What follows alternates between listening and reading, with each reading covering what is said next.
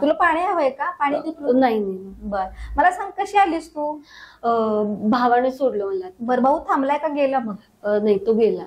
बर, खूप घाईत आहेस तू? तुला काही कॉलेजला जायचंय का? नाही ताई, मी आता कॉलेजलाच जात नाही. हो का?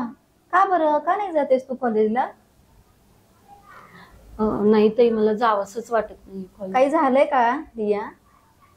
हे बघ रिया, तू मोकळेपणाने माझ्याशी बोलू शकतेस, सांगू शकतेस मला काय झालंय ते.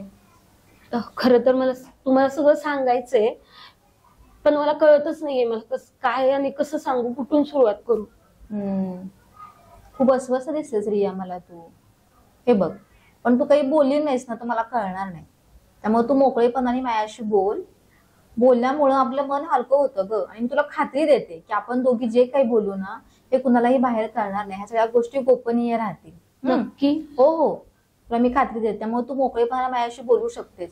बोलल्यामुळे आपले प्रश्न सुटतात, आपल्याला पर्याय मिळतात, आपलं मन हलकं होतं, हो की नाही? बरं झालं तू आलीस, ते आपण बोलूया. बोलूया का आपण? हो.